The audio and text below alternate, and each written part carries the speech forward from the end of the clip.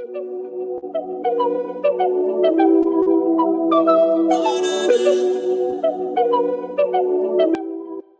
I love you, Steve. Flip the bird, the red light.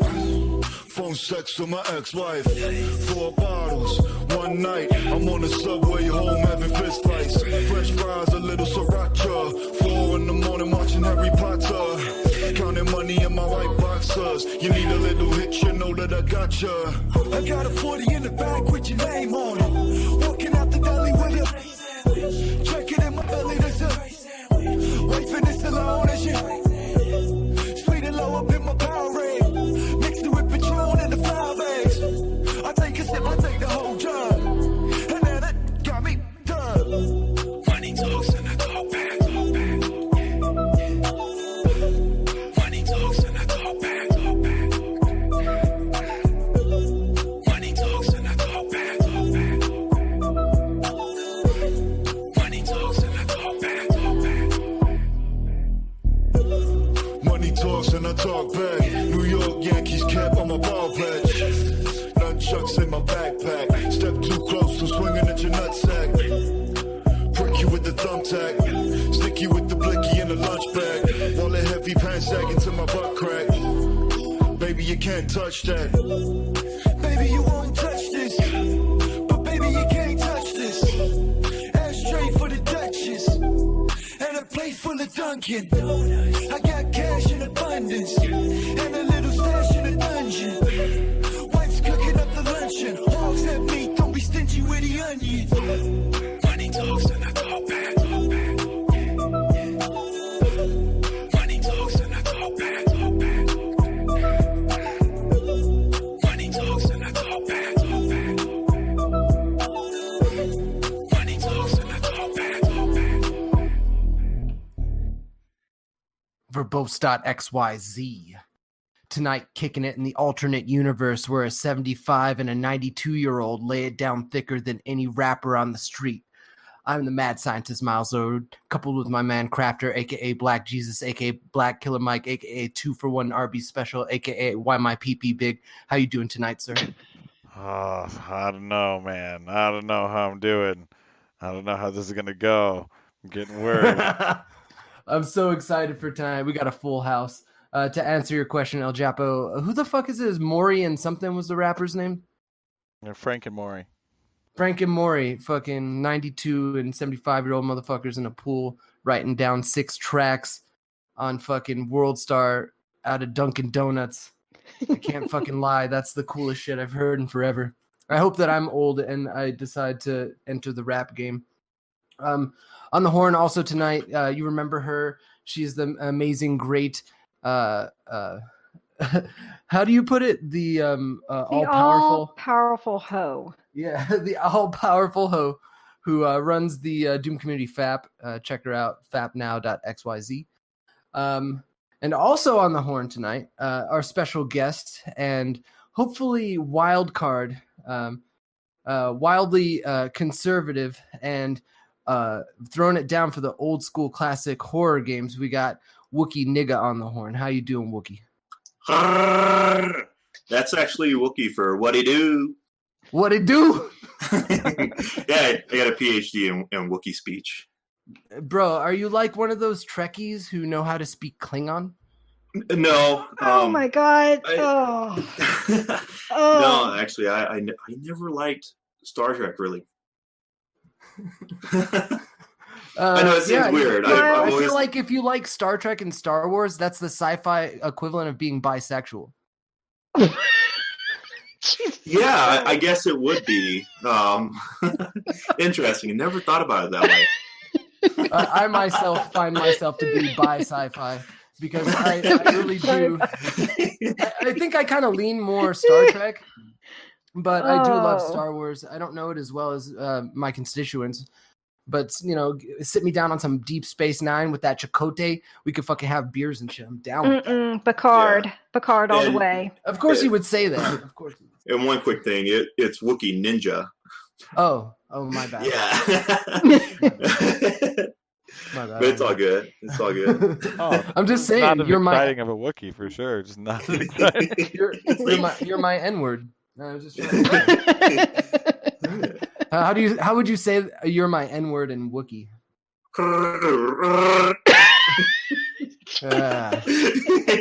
We just got banned off of like all major platforms. Later platform. Yeah.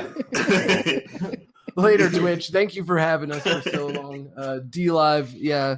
Why don't you switch cryptos again? And yeah, just go to verbose.xyz. That's where we're at. All of our links to everything exists there. And join our Discord. You too could get into the conversation right here, right the fuck now.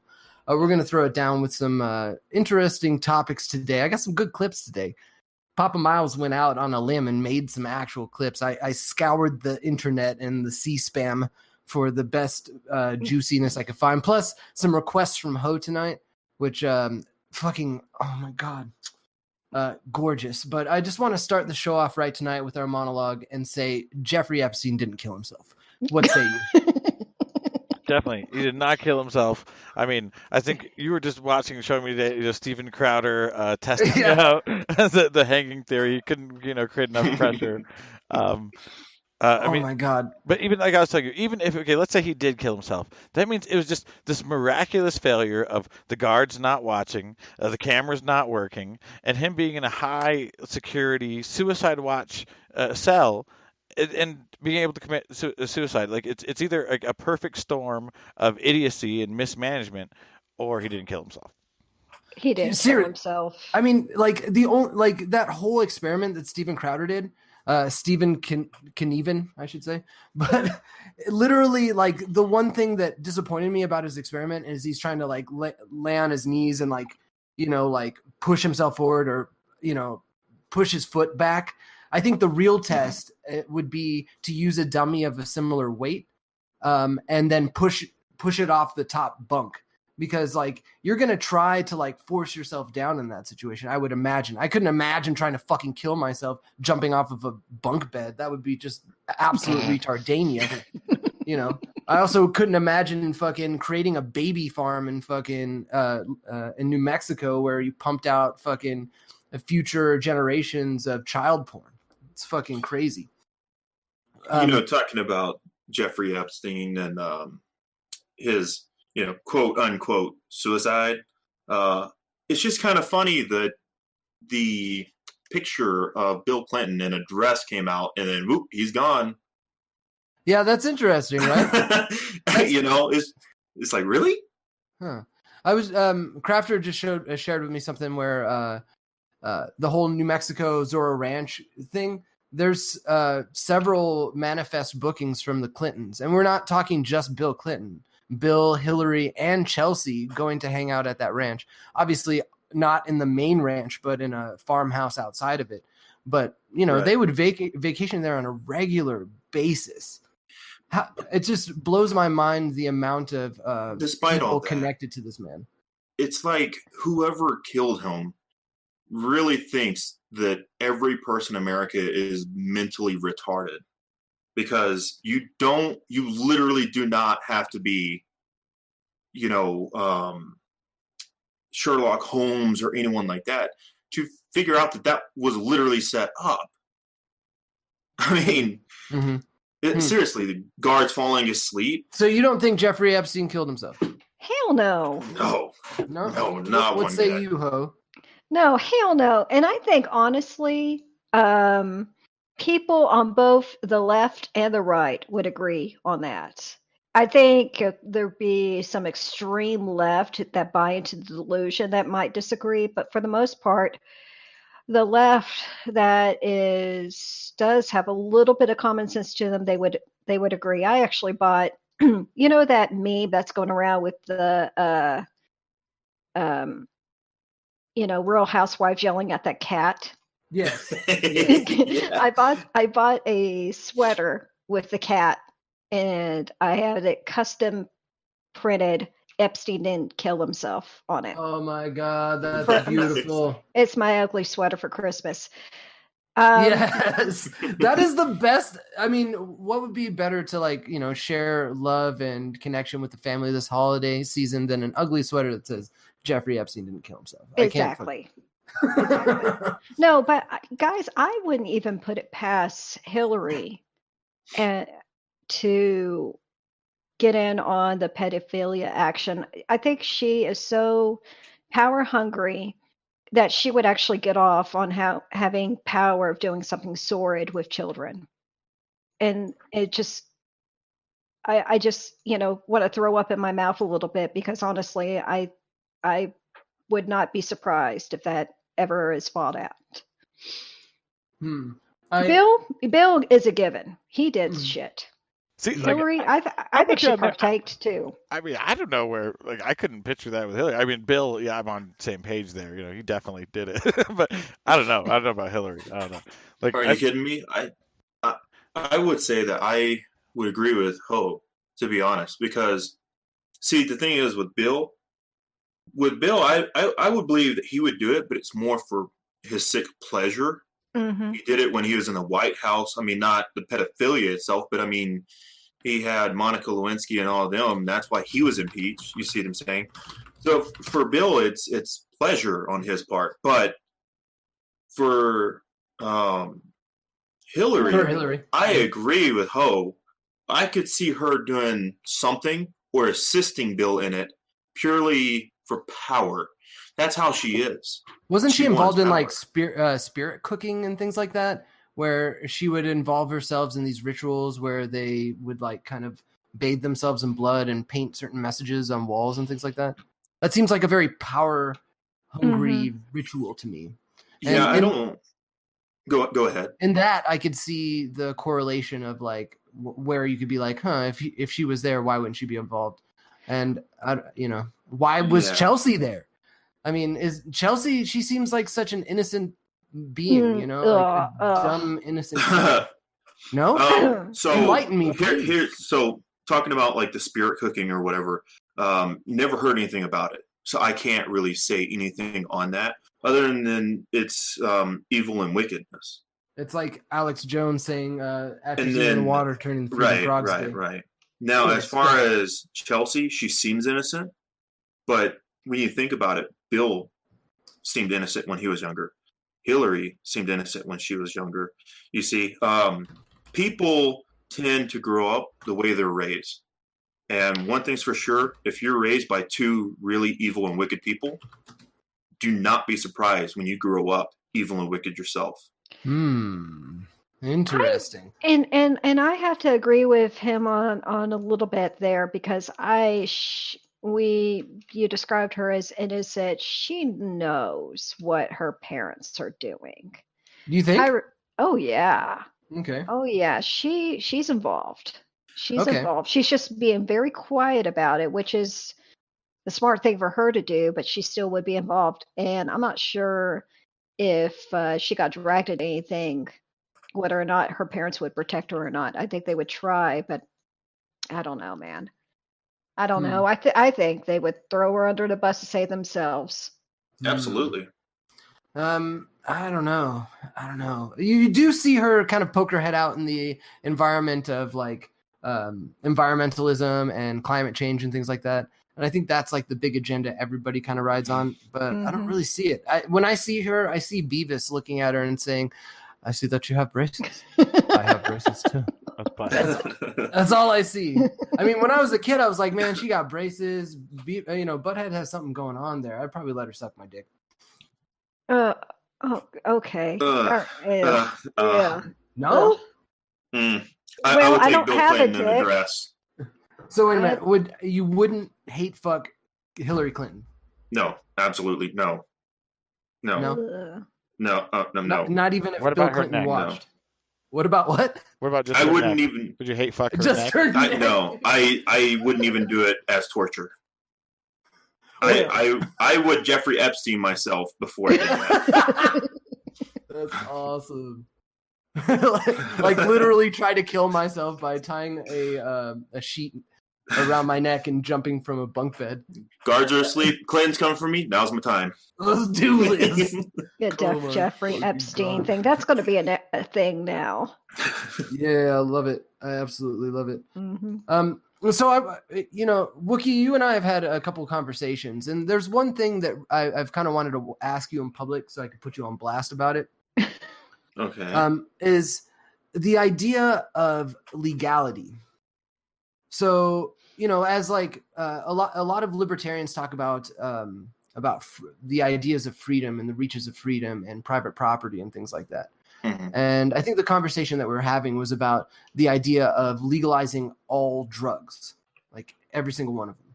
Mhm. And I remember you had mentioned that it was like, since these things are illegal, these are things that, no one should do. And I wanted to delve into that and give you a space to like kind of expound upon what you think about the idea of freedom over litigation, meaning like the laws that we have set, are these the laws that we should follow? Or when we find a different way, is that where do we define legality? Is it what the government tells us, or is it what we define? Well, it's tough. It's tough because, and you have to have a standard in which to set what is right or wrong. And it's tough for me because you have to understand, I'm a Christian. So a lot of what I define as right or wrong or wicked or good is based purely on the Bible and my beliefs. Can I interject really quick? Go ahead. Now, within our nation, we as a nation respect the idea of separation of church and state. Mhm. From a purely litigation sake, should we be creating laws based around religion, or should religion have a placeholder in our morality as a whole? So the way I look at it is I fully agree with separation of church and state. The problem is that people nowadays don't actually understand why that came about and what it actually is supposed to mean. They think, oh, church is supposed to have nothing to do with the state, with, the government. When in reality, what it was because in England they had Catholicism, which was big back in those times. And that was before the Protestant Reformation.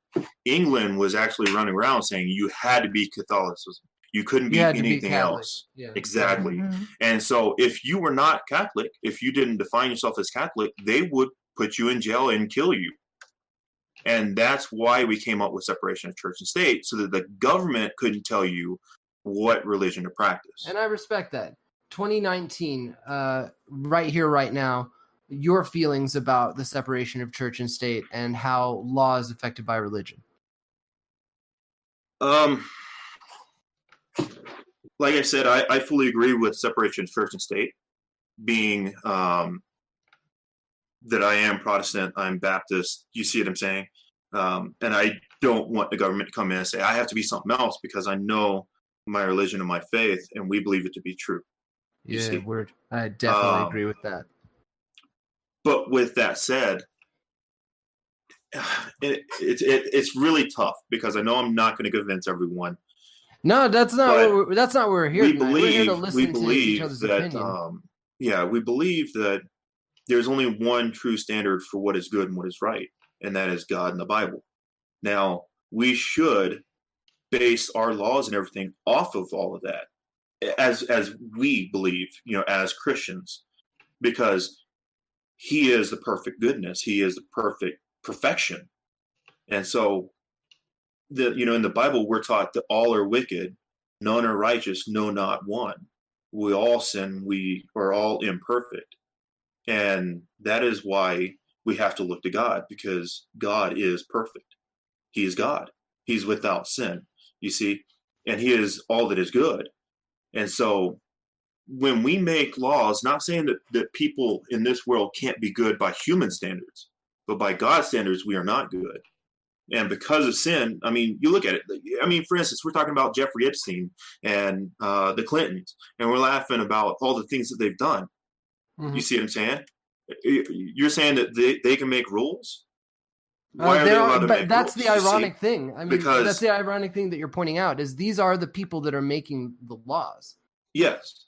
And that's what I'm saying. I believe that our laws should be based off of the Bible and what God tells us. What about people who in our country who aren't Christian?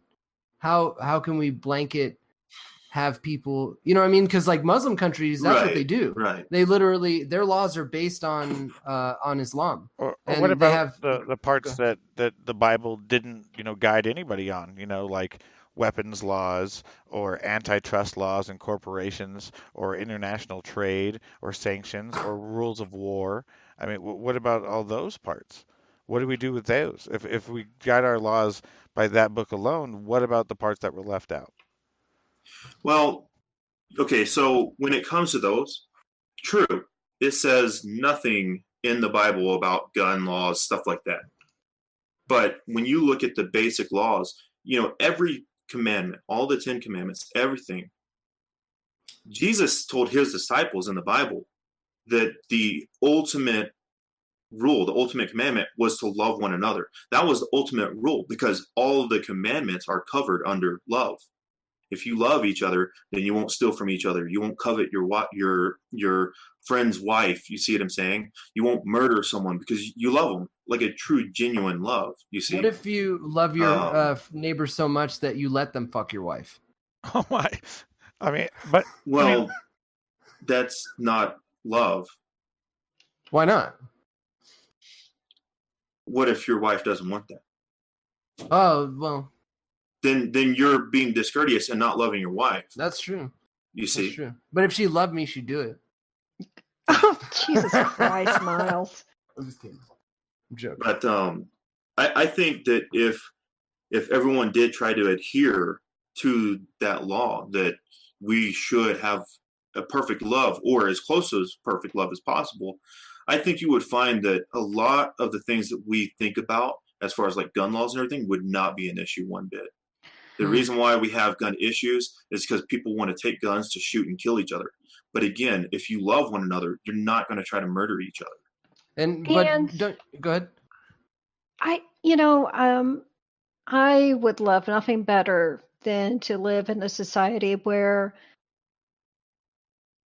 this could work, and then people would actually adhere, respect that. Mhm. No, I think it's a wonderful idea.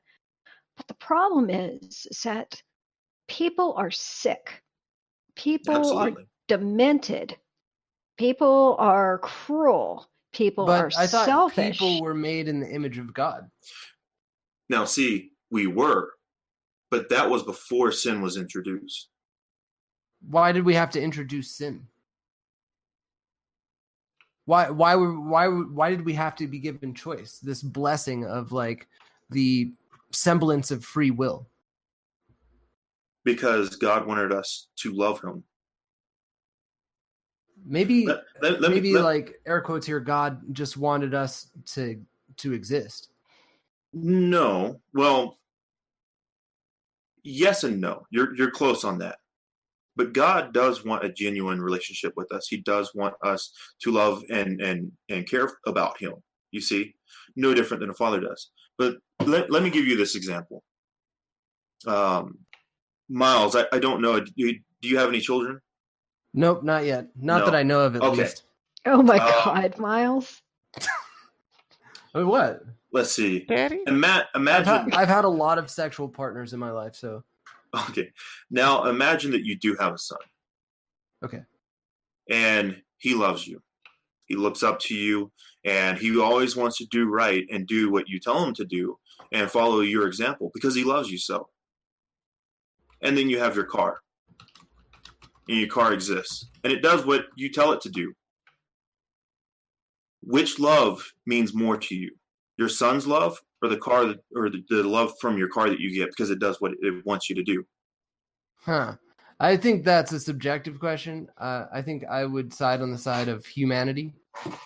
For sure. Of course, I would love my son or, my progeny. Well, the reason why I say that your son's love is going to be much more than a love any car could give you is because the car doesn't have a choice. It has no choice whatsoever. It has to do it. But the car sounds like God to me. But because God son, seems to love us unconditionally. But what I'm saying is your son chooses to love you. He has free will. He could easily hate you. but he chooses to love you. You see what I'm saying? I hated my dad. But I fucking hated my dad tooth and nail. It wasn't until I was in like my 20s or 30s, early 30s, that I realized, oh shit, Actually, it was like mid 20s that I realized that my parents, the reason they raised me the way I did is so that I would turn out the way that I did. But I think that there was way more intervention there than there has been. I can't say that, actually. You see, like, I'm trying to argue from the standpoint of like God doesn't exist, but I don't believe that. I think that I think God exists, but I think that it is shallow-minded to say that one way is right. I think that we were all given this amazing tool to be able to divinate, and it exists in our very endocrine system. And we're able to interact with that in science, where you manipulate certain parts of the brain with radiation. You can literally influence someone's ability to feel faith or not. And I think that's a divine presence. That being said, the Bible says a lot of things about being made in its own image. And I think if we take things too literally, we think that we're more special than we are, when in actuality, we're all one being. So separated by borders and walls and rivers and oceans, we develop different culture. But at the end of the day, the message is always the same, whether it be Buddhism, Taoism, Hinduism, Christianity, Islam. The core message is there. And I think that's what the true uniter is, and what God actually is, rather than, and this is my opinion, I'm just throwing this out there, rather than seeing some sort of man in the sky that resembles our very feature. It's more like the spaces in between the particles that put us together, that being the presence of God, a intelligence that exists at the both macro and micro of everything. Boom. All right. Fucking Jeffrey Epstein didn't kill himself. I like talking about religion, but I don't want to kill everybody. Fuck, I had some other. We don't want a bunch of Jeffrey Epsteins. Fuck. God, we're gonna. I have some clips that are gonna be very inciting tonight. It's gonna be like Alex Joint's level of fucking incitement. I'm so excited. Oh, Lord. Yeah. Crafter, do you have any questions for our boy Wook? Oh, no, I'm good. I'm good to go. What are we listening You're to? along for the ride too tonight. Yeah. I could tell. I'm experiencing. So what was my grade? Did I pass? Oh, you're not done yet, dude. Oh yeah. We're not done yet at all. Matter of fact. What did you get on question number 10? Yeah, you guys would share answers. I got C, but then again, if I don't know anything, I always answer C. Oh, yeah. Yeah. We had a saying. I spent 6 years in the Air Force, and one thing we always said, because a lot of our tests were multiple choice, so we always said, if you don't know the answer, then C, Charlie, your way out. Yeah, C all the things. C for a C+. So okay, so you're leaning more right, or you're like straight up conservative? Could we say that you're a conservative, evangelistic? You like, could pretty much say. Okay, I would never say that I'm like far right, but I am very solid conservative Republican. And you don't dance or gamble, correct? I dance, just not very good, but I don't gamble. Interesting. We can dance if we want to, though. You could leave your friends behind. Yeah. And those friends don't dance because they know that Baptists don't dance. Goddamn it! Baptists don't dance. I just do the toe tap. Okay, all right. But just remember, every time you toe tap, God is watching you. Oh. Smile. I swear. What? He decided to come on the show. He knew what this was. See, but what you don't realize is that's what the robes are for. So you don't see us toe tapping. At least he's a Mormon and wearing magic underwear. Come on, Right. Oh. See, but Mormons got it right. They save 3 to 5 years of food just in case Jesus comes back and they weren't chosen. It's like, fuck. Yeah, fuck you, Jesus. I'm gonna last. Yeah, exactly. Fuck it. We'll live off of our stores while the apocalypse goes on. Okay, so from your perspective as a Christian conservative, alt-right white nationalist, Right. Thanks for just putting these labels on me. Just kidding. It's so much fun though. Like the left must have so much fun, like putting false pretenses on people. I was just wondering if you were going to have another C word to put on me. You said conservative and Give Christian. her a kick in the cunt. Yeah. No. He's only Zeke-hailed me once, just once. So. But isn't that how you white people greet each other? Is with the zig? Yeah, that's the common. That's the common tongue. Also, all white people come from Ohio, and they hatch out of eggs every spring, I believe. Yep, hatcheries, white hatcheries. That's very true. White hatcheries. I must be an oddity then, because I'm from Texas. Bruh. Imports. That's probably incubators. Incubators. Dude, that's fucking ridiculous. Okay, speaking of Texas and all of that, then you might be strong opinion on this. How do you feel about the wall? The idea of a wall? I am 100% for it. People don't realize. And why? Because what the president is talking about keeping out, I agree 100% on. What is he trying to keep out? Illegals. I know people want to call them immigrants or whatever. Immigrants come in the legal way. They come in through the border at the checkpoints and they seek green cards and they try to assimilate into our culture or add something to our culture as a nation. What you find is coming over or people trying to anchor themselves into our nation because it's better than what they have. And yes, it is better. Otherwise, they wouldn't be jumping the border.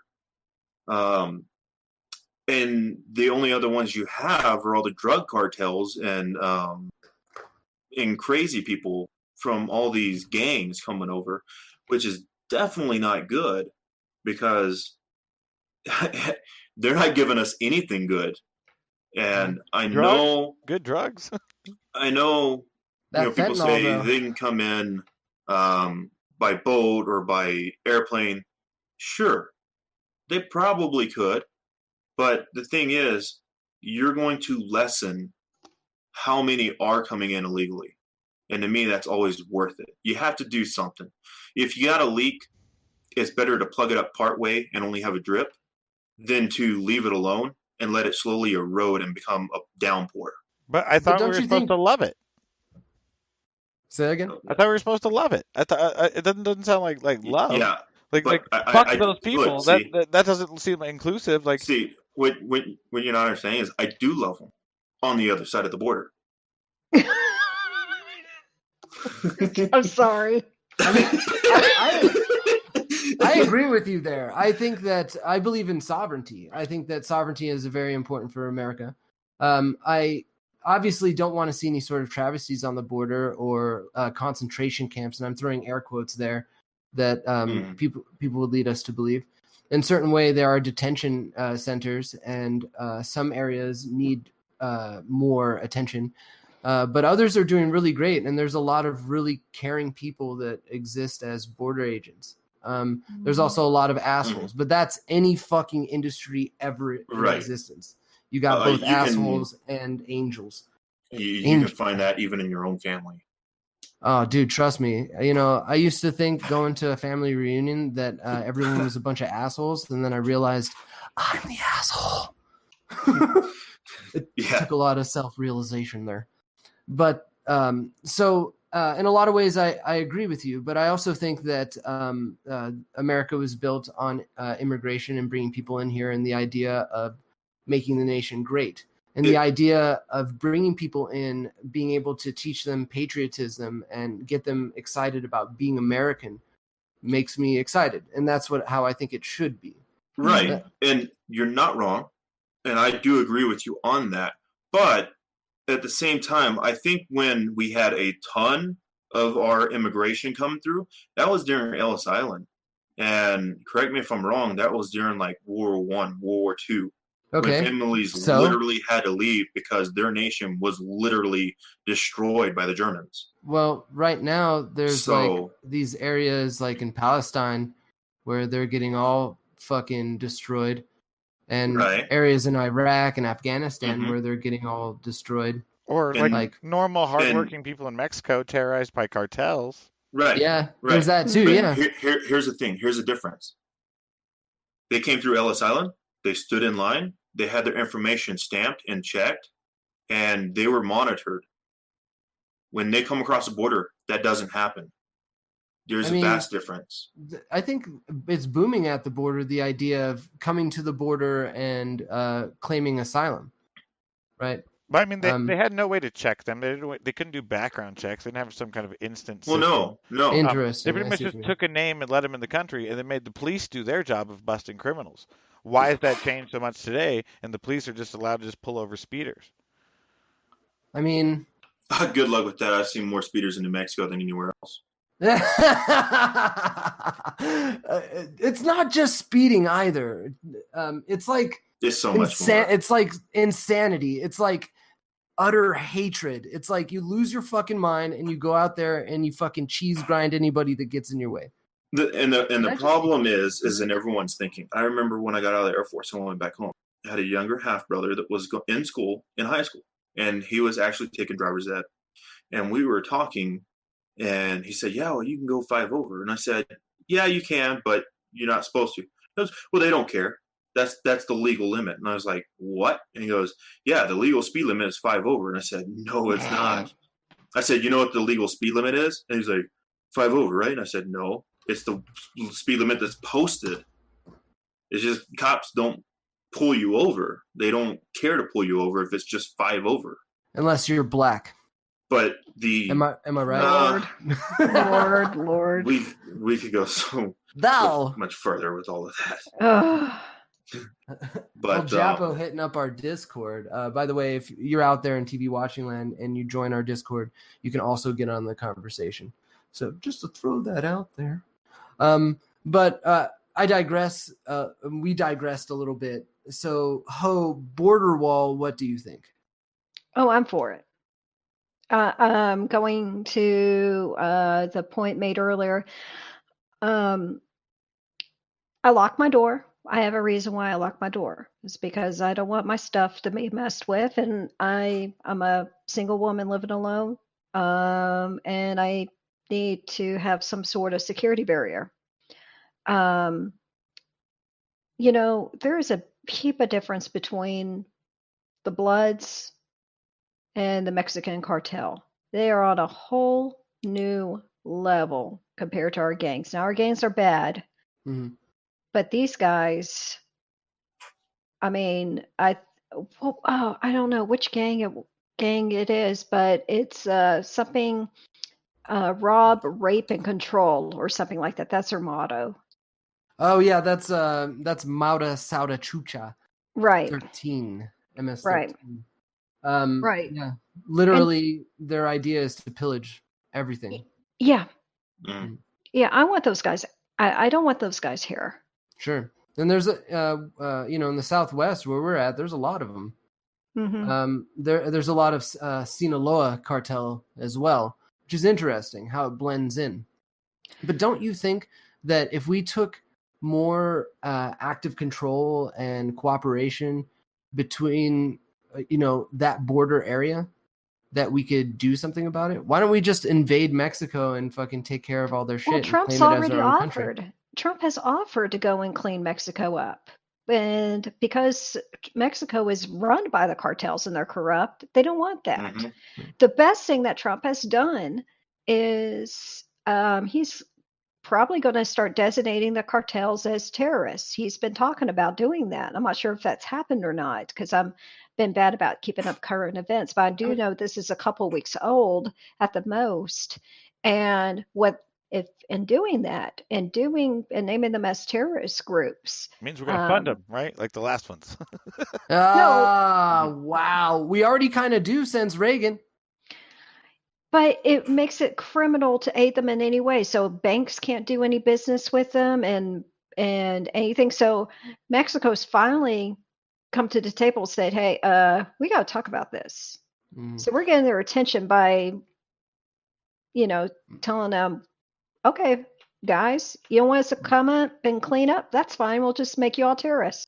And and at this point, it's got to be at that level. You look at footage of what's going on there currently; it looks like a war zone. Mhm. And my final thought on that, on kind of a not so serious tip, if Pablo Escobar can create a fucking $350 foldable smartphone running pure Android, flagship model with like scantily clad women selling his product. It's proof that Mexico could take that drug money that they already have there, invest it into things that can make way more money. You might as well make a fresh start with what you got, you know. Two wrongs don't make a right, but you could cover up that mistake with a good, like in Home Alone 2. Just trying to throw that out there. What the hell are you talking about? What the hell? I did not follow that at all. Mexico, man. It's Mexico. Fucking goddamn it, you made me lose my train of thought. I was right there too. I was gonna flow with that.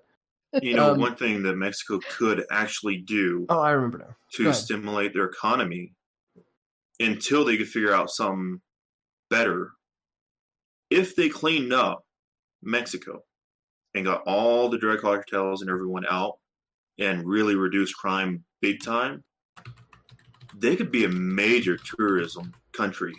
Mm-hmm. They have some of the most beautiful places. They really do. Mm-hmm.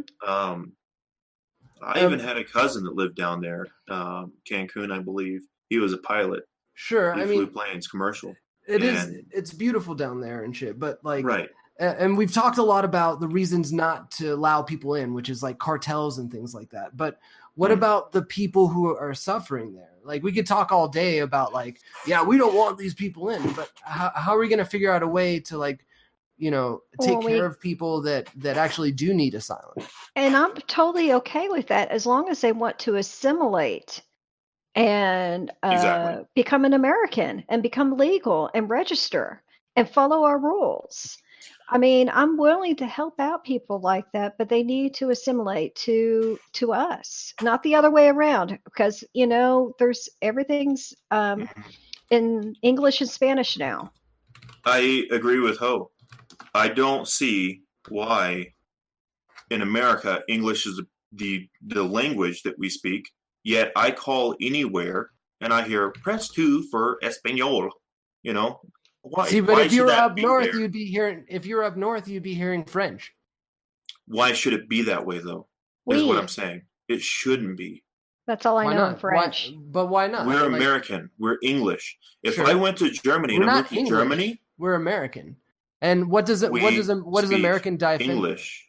True. You're absolutely. That's what I'm saying. I'm not saying that we are Englishmen. You're absolutely right, and I agree with you in a lot of ways. Would you like some teen crumpets? Like, no, you know. Right, but there's was English the dominant language? I mean, at the very beginning, probably like Swahili was the dominant language because there was more slaves than settlers. So, I mean, at what point did the majority population speak English? Boom. Swahili? I mean, probably some clicking language from Africa. I mean, you know, fucking Kunta Kinte language. Jesus Christ. I mean, I don't know. And then we went and found Mexico in the West, and there was already Mexicans there. You know, I mean, I don't know. At what point was it all English? I mean, definitely to white people it was. But I don't know if there was ever a point of that imagined whiteness. You know? Then let me make it very simple and clear for you then. Whatever the government that rules the nation speaks is what we speak. We speak English. What would happen if Beto O'Rourke became president? Well, then we'd all be speaking Tex-Mex. Right? Fuck, dude. And eating tacos with forks. Also, while riding skateboards for vanity. That's beautiful. Real quick, shout out to Build Lego B-Dog. What do we think about Hollow Earth? I think that Hollow Earth, what about Long Earth? Maybe like Long Hollow Earth. But Flat Earth, I think that the physics shows otherwise, and that we live on a ball. I don't think that necessarily what NASA is feeding us is the truth, because, you know, aliens and whatnot. But I definitely think that we live on a ball. How about the rest of you guys? Are we talking about the flat Earth thing? Because yeah. Someone we out in TV watching land wants to know. Inquiring minds want to know. we definitely live on a globe. Word. How about you, Wook? What say you, Wook? Flat Earth, round Earth? So I've had the pleasure of flying around this Earth. I haven't found the edge of it, but if you live on a flat Earth, you can go ahead and fall off now. That's fine with me. God, You could, go Epstein yourself. I mean, if you believe in, I don't think that. If you believe in flat Earth, that's cool, man. It's a round Earth because a guy who spoke Spanish found America. So, I mean, I've been to Korea, I've been to Germany, I've been to Bahrain and Sicily. I've flown literally completely around this world in total. I never flew off the edge of this world into space, so I don't see how anyone could think that it's flat. I think that's more of a meme than anything else. No, there are people that are. Yeah. Well, exactly. Tell them, Ho. Tell them. There are some there are believers. No one that I would want to have lunch with for sure. They probably support Hillary Clinton. So I got one more question for before we get into clips. And I'm pretty sure I know where everybody stands on this. And we'll start with you, Crafter. Trump, yes or no?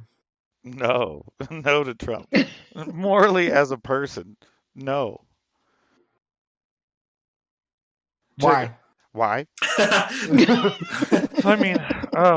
mean, his vanity. I don't know. I mean, I could go Orange Man bad and be a meme, but there's something going on in the tanning situation. I don't know if it's artificial. He's going to tanning booths a lot. There's something going on there. There's the thing with the hair. There's a lot of vanity there. It's definitely the 4 marriages. He's been divorced 4 times. I mean, You know what, Crafter? You are right. He is so vain. We can't have that. So that's vain. why we need to vote for Beto O'Rourke, because that guy's not vain at all. He's out of the race, man. Thank God. And by the way, Deuce's Kamala Harris fucking putting weed smokers in prison and holding them in jail, fucking tainting our fucking our prison systems with people who are doing lesser crimes, spending tax dollars money for fucking to keep people down just to make you look good. Fuck you, bitch. Fuck Yeah. You know, to be honest, that's not even the thing about her that I have a problem with, because I've already told you, Miles, that I believe all crime starts somewhere and you've got to hit it hard at the bottom. Okay. But why not at the top? If you can stop it before it gets big, that's better than waiting until it gets big. I see what you mean. See? But despite all of that, the thing that I just found that just irked me the most with her is she'd be like, in her personal career, she locked people up for smoking weed. The second she announced she was going for president, I smoke weed. Right, exactly. Stop being such a damn hypocrite. That's the juxtaposition I was trying to make there. You can't be on the right, or I'm sorry, you can't be on the left, where the majority narrative is to legalize marijuana. And then, the people, your constituents believe in that sort of thing. And you're going to be the kind of person that made sure to prosecute these type of people to the fullest of their extent. Right or wrong, what that shows is a lack of moral standards, It's like you'll go with whatever. So, yeah, okay, Crafter. Before go ahead. You interrupted me, Miles. Just kidding. I mean, that's why I like Trump. It's not really about the politics of conservatism. I have no problems with that. It's that it just seems so backwards from the values of truthfulness and integrity and presenting integrity weed. Fuck, now you're me again. God damn you. It's like the Walmart of behavior. It's like everything we don't like about America, like Walmart and McDonald's, and the things we don't want to be is everything Trump embodies. Like he's world wrestling entertainment, that's not real sport. I definitely agree with that. He's he's larger than life in that way. Go ahead. Yeah, I mean it's really not the fact that like I don't want a Republican president. I'm fine with that. It's I don't know how Trump became the best nominee. Like how is that the most sound politics on the side? Right You on. know why? Well, Well, okay, so how about you, Wook? What do you think? Trump or no? Trump, yes. And You talk about you, Ho, what say you? oh, Trump, yes. And I can answer Crafter's inquiry why. Trump is the answer of the right from the left because the left has been so toxic and condemning that we needed someone to fight back. And that's, I mean, he's it. He's just as obnoxious as they are and worse. I mean, he's driving them crazy. So crazy. I mean, they are like, we have no choice. We have to try to get him out of office now. He can't be controlled. So that's what all this impeachment bullshit's for. he drives them That's so crazy that for 4 years they've had TDS. Yeah. yeah, But yeah. you know, Crafter, you talked about how he doesn't embody what the government should stand for, truth and honesty. True. Well, that literally you just literally called out every single Democrat For sure. that's ever even looked at any kind of office. For sure. I feel Mhm. like we have a deep rotten to the core problem. And But Mhm. and trying to like choose a worse example of that's not going to cause solution. It's like the dismantling of modern right. democracy. So the way I looked at it when I voted for him the first time, outside of the policies, because I looked at the policies that he was talking about and I agreed with that. The other extremely major reason I wanted him in, and I know you're going to say, you know, what I'm what I'm going to talk about here. We are so far in debt, it's ridiculous. And I know he's never single-handedly going to get us out of debt. But the way I looked at it, as I told everyone, is we are so far in debt that we need to curtail our spending. And everyone said, well, oh, this. And I said, he's a businessman. Yeah, that's interesting because he it's kind of the knows. opposite of what we're doing. Because I look at it and I go, he's a businessman. If anyone's going to know how to get us out of that, it's going to be a businessman. Someone that can look at the government and the nation as they would their own company. Well, he got You us see? out of that Iran deal. Yeah. And everyone will say, well, he's been bankrupt multiple times. Yes, that's true. And you know what? That makes me want him even more because he was bankrupt and now he is a multi-billionaire. If Well, he but can do that for himself, what can he do for our country? he I was think he going could- bankrupt. Just real quick, he was going bankrupt because he was using our laws to get ahead. Bankruptcy saved his ass a couple times. I mean, everything he did to Mm. amass his wealth, it was strategy. I mean, Sure. it looks bad, bankruptcy. No one wants to go that, but it was all strategy with him. So- I agree. It was all strategy, but a lot of strategy has been used over the years to make money worth more than it actually is. And Mhm. yeah, I think and in a lot of ways where I was excited about Trump at first, I feel that he kind of went a different way on some of his promises. He likes to bolster things so that it distracts from other things that he lacks, which is a great technique as you know, a strategist and a politician, which he's not a politician, but the idea that he can sorry the idea that Trump can use strategies to amass money is equivalent to like the farmer bro being able to amass money by Mhm. taking a certain drug and cornering the market and raising it 5,000%. Yeah, that was ridiculous. Is ripping off yeah. 500,000 people, love or like Well- a Christian example even like how So- does the right say that he's a Christian president even? Okay, so you want to talk about love and everything. Well, my grandparents raised me from the time I was 3 years old. And one of the things that they taught me when I was growing up is that you have to fix yourself and get yourself stable before you can help others. If you only have $20 in your bank and someone comes up and he says, I'm hungry, and you give them the $20, what real help are you giving them? But I mean, you're saying you need to settle yourself first, and then when you have surplus, you can help others. But settle that yourself is at the expense of others? Right. Sometimes that's what it takes. I think that in business, it would be the opposite way. You always take care of yourself first. As a nation standpoint, every single year, because like I said, I was in the military, and we always had to see this. We would have the military's budget cut, and people working for a living would lose their job and be kicked out of the military because the government said no.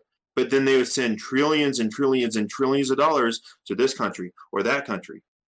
And that's why I wanted Trump, because I'm going, we need to stop helping these other countries. Not because we hate them, but because we're so far in debt, we need to help our own people. And when as a nation, we are finally stronger again, and we have the money in the surplus, then we can help them. Mm-hmm. But we're hurting Americans. We're hurting our own nation because we want to spend massive amounts of money on all these other countries that aren't even going to use it for anything good. You see what I'm saying? Mm-hmm. And so that's why I look at it and I'm like, we really need to curtail our spending in that area. Mm-hmm. And in the long run, that's what I believe love is. I think that that's all well and good, but we have to be critical of some of all of our politicians. And I think that a lot of times with people who are Trump supporters, they lose sight of what's going on, behind the scenes with things, or right in front of our face that's being masked by other goings on. This whole fucking, 2-week now, 3-week ordeal with the impeachment inquiry over this stupid phone call. It's like ad nauseum fucking taking away the whole news cycle.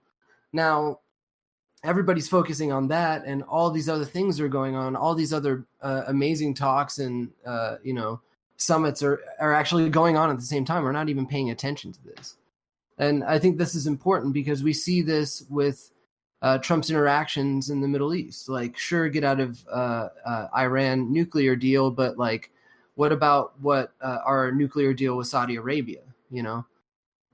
What about? I can't even talk shit about the American government right now with as it pertains to Israel. It seems like they've trying to kind of change their position. So it's like, now you guys do your own thing. You guys figure it out. And I kind of appreciate that. Like, we should do that more in the Middle East. Like, fuck it, you guys figure it out. Like, but we're also giving them more funding than we ever have before. So, is that true? Yeah. Israel's receiving more U.S. funding than they ever have before. So, I mean, and do while you have a source for that? The internet. It's probably. I'm being serious. Like, if you're going to make that claim, I don't know. And if Miles doesn't know, do you have a source that way we can look it up?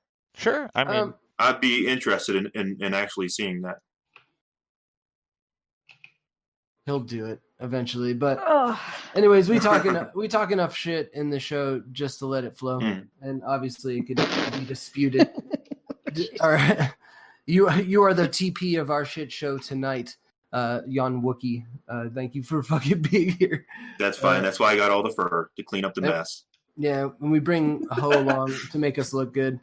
By the way, if you're single out there and you're semi-intelligent and semi-good-looking, hit her up. She also streams. She's looking to make how much in U.S. currency are you looking to make? Are you asking? Oh, on Twitter. Yeah. For my not on Twitter, on Twitch. Sorry.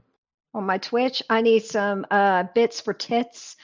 Exactly. www.fapnow.xyz. And as far as single, hit me up. I just want a guy to be taller than me and have teeth, and I'm 5'2", so you have a shot.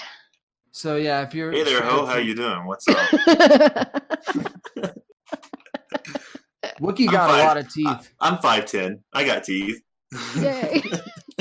He got like 72 teeth, though. I'm just saying, he got a big mouth. But warm brown eyes. But all brown. Oh, Miles, you want to date him? No, I'm just trying to help you out. I'm trying to help a girl out. I know. Warm brown eyes. I've never heard it. Okay. Yeah. It's Clips. poetic. Clips. Oh, is it time for clips? Are you guys ready? Yeah. Hell yeah, bring it. We don't want to poke the bear anymore? Oh, there's going to be some clips to poke the bear tonight. I got a special one that I've been saving for you guys. We'll play it towards the middle of the show. Think pro everything. Pro all the things. Anyways, but I found some... Epstein. Epstein didn't kill himself, by the way, if you didn't know. But I've been surfing through the airwaves, scraping some channels and picking up some C-spam. And I found some fucking interesting shit and sifted through a lot of what the news cycle and like Fox News puts out and kind of cut my own clips from it. Plus, we got obviously the Sleepy Joe, Creepy Joe clip for the powerful hoe. You're welcome. But I kind of want to start it off tonight because we always hear the same fucking angle from Andrew Yang.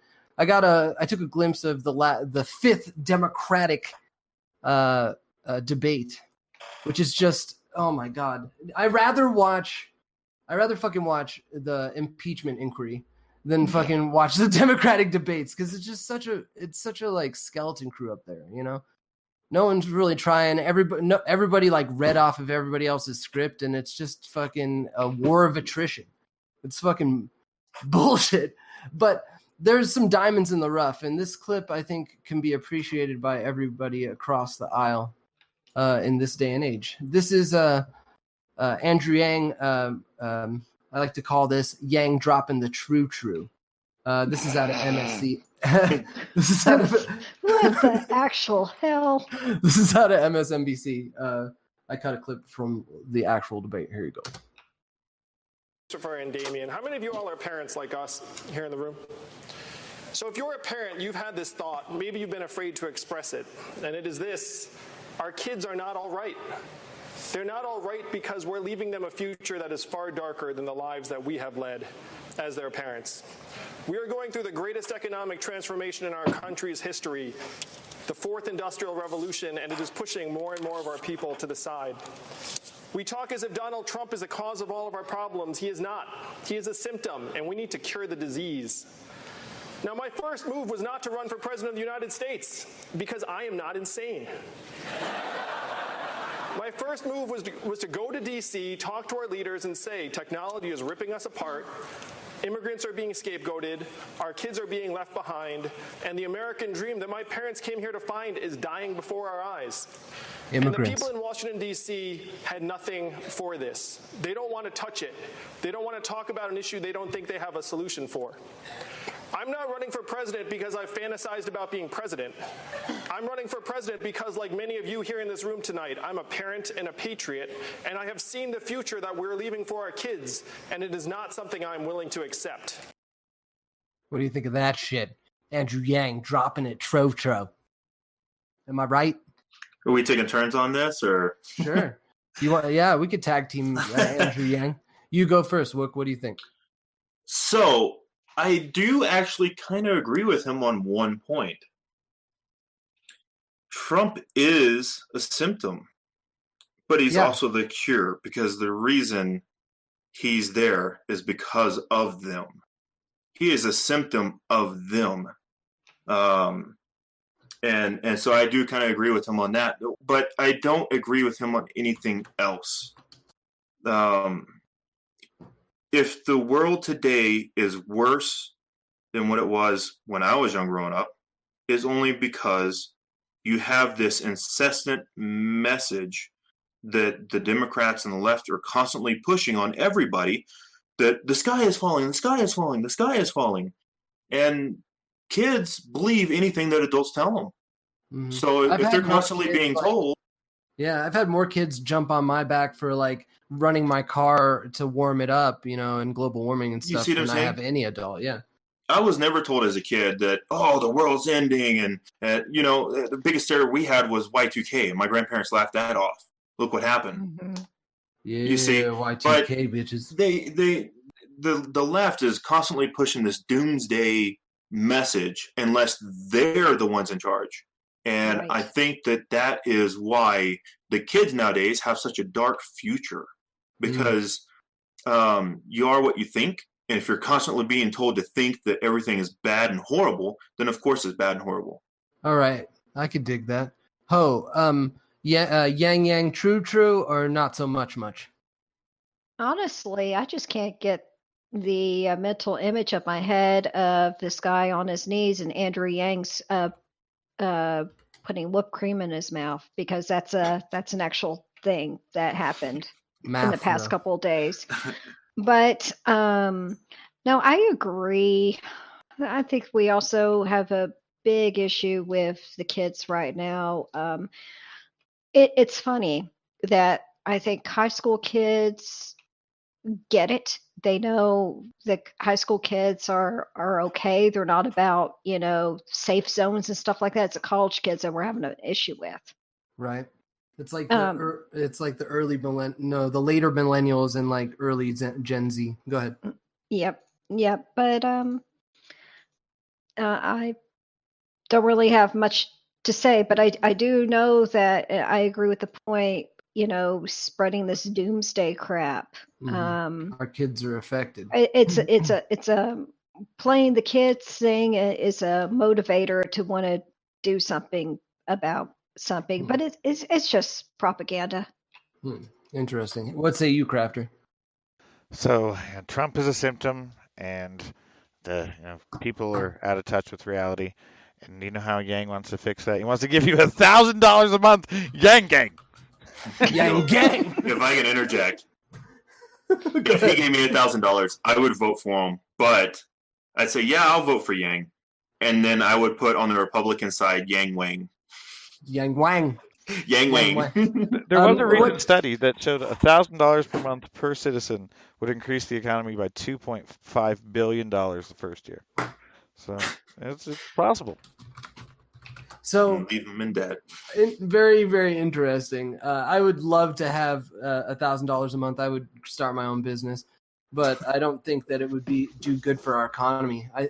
I think that currently the way that things are structured and the way that people are when they get money, that we'll just dump it back into a system that will continuously take advantage of us.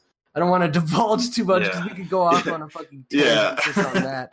But as far as what Yang says, I think something that we need to address, and maybe he's too soon in this, is the technological advancements of a new industrial age, an industrial age of code, of more advanced servos and axes for robotics, and amazing advancements and neural computer uplinks. We're looking at a world of augmentation and virtualization, even in computing. And it's something that's going to destroy a lot of jobs and be a high learning curve for people that are used to working manual labor. It's going to change the landscape of our economy. And I think Yang is touching on this. He might be a little bit too soon. Maybe we're just retarded. I don't know. But $1,000 a month, Yang Gang. I wouldn't vote for him. Simply because I don't know. I'd vote for him over most of the candidates, but if I were to vote for a Democratic candidate, it would be Tulsi Gabbard. Same. Even though I am very disappointed in her position with the Patriot Act, she decided not to vote this time, and I think that's very cowardly, especially with her stance on regime change wars and the involvement of Israel in 9/11? I don't want to fucking say retarded shit. Yep. Yeah, okay. Israel did it. Israel, CIA, Saudi Arabia. Yep. You heard it here first for verbose.xyz. By the way, Sandy Hook never happened. Wow. All right. So next clip. Let's see here. What? Oh yeah. We could spice it up with some Trump stuff. And then I have a very interesting clip because we were talking about economy earlier. I want to get to that. But this C-SPAN clip is from the recent NATO summit.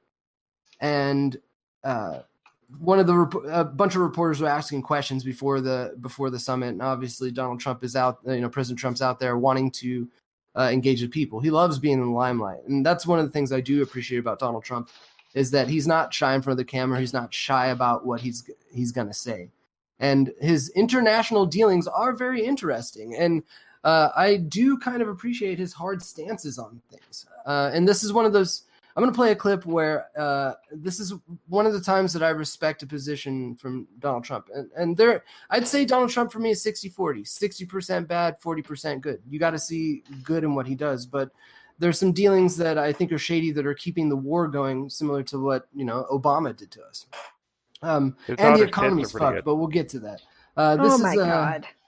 This is a clip I like to call DJT defends NATO, yeets France. Here we go. What's President Macron's criticism about NATO saying that it is brain dead? Who said that? Macron saying I know, and then that NATO's brain dead. By saying that he was brain dead, which is interesting. Now, NATO serves a great purpose.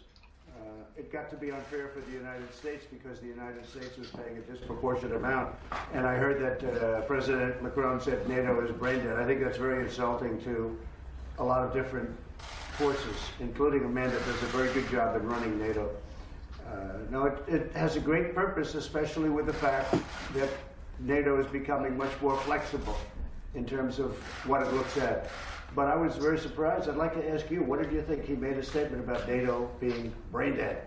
What did you think? Well, that's not the case, because actually NATO is active. This is NATO is the agile, NATO General is adapting, Secretary of NATO. And we have just implemented the largest reinforcement of collective defense since the end of the Cold War, with high readiness of our troops. For the first time in our history, we have combat-ready troops in the eastern part of the Someone needs alliance. 1,000 fucking pictures of European it. allies and Canada are investing more, also in Right. high-end capabilities, and we are stepping up the fight against terrorism, and we are, as an alliance, for the first time also addressing the security implications of the rise of China. So the reality is that this alliance have proven once again to be able to adapt to change, responding to a changing world. So that's the reason why we are a success. NATO changing as a response to a changing world. It's a tough statement, though, when you make a statement like that. That is a very, very, very nasty statement to essentially 28, including them, 28 countries.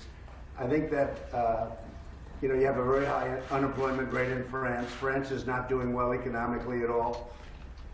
They're starting to tax other people's products, so therefore we go and tax them. It's just taking place right now on technology, and we're doing their wines and everything else. And it's a very tough statement to make when you have such difficulty in France. You look at what's happened with the yellow vests, or you look at what's going on during certain parts of their season. They've had a very rough year.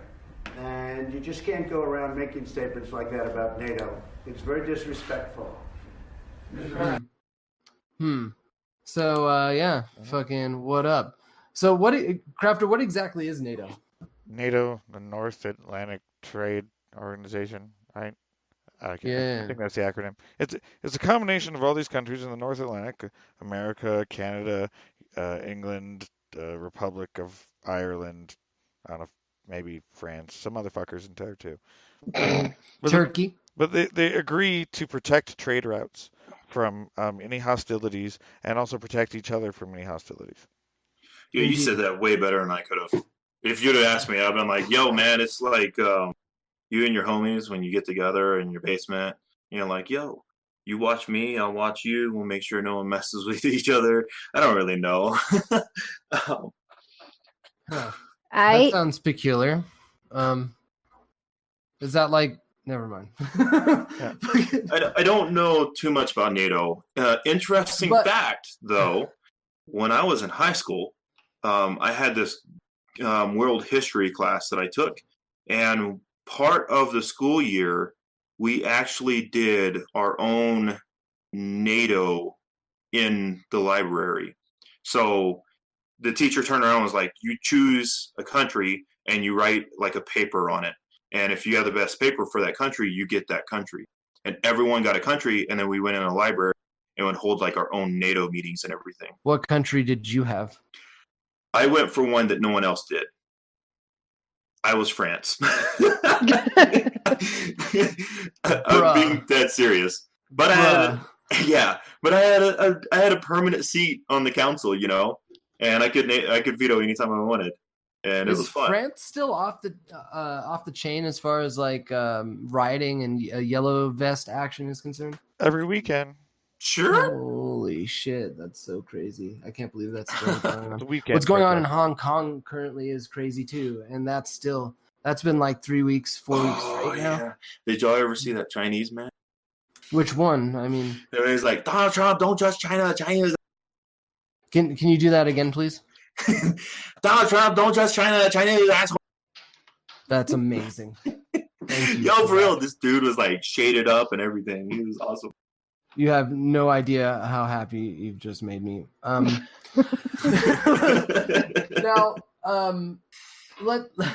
digressing yet again to the next clip. We are barreling through these today, but I'm very excited about this one. This is a longer clip. And this is because everyone talks about the economy in the United States. And I've been wanting to introduce this gentleman's existence into the verbose atmosphere for quite some time. Peter Schiff. Peter Schiff is most known as far as social media concerned. He put out a series of YouTube videos where he would go to Occupy Wall Street demonstrations with a sign that said, "I'm a 1%er, ask me anything." And he would answer questions to these kids that are like standing up against Wall Street. And he's trying to explain like, dude, this is how you make money. And the way that our economy exists, it helps prop up your ability to have this kind of freedom. And, anyone can do this, and this is how you do it, right? Going on the street and preaching that message, very interesting guy. And you see him on a lot of different outfits, which I find interesting, from the left to the right. I think he was an analyst on CNN at one point, but his economic ideas have always been so radical that they're just like deuces. So Peter Schiff, no relation to Adam Schiff. Adam Schiff. Shifty Shift. Shifty Schiff. This is him on. Oops, I almost copied the wrong clip. That would have been super embarrassing. This is him on RT, which is the Russian Propaganda Times, talking about a little bit about the U.S.-China trade war. This should be interesting. Thanks for being here. So let's talk Thanks for having me on. Yeah, let's talk about what seems to be halting some of this trading is the issue of China and the fact that President Trump appears to be kind of walking back the idea that a deal is about to be reached. How do you see it? Well, I've said from the beginning that there will be no substantive trade deal reached with China. In fact, we're not even talking about a real trade deal anymore. We're just talking about phase one.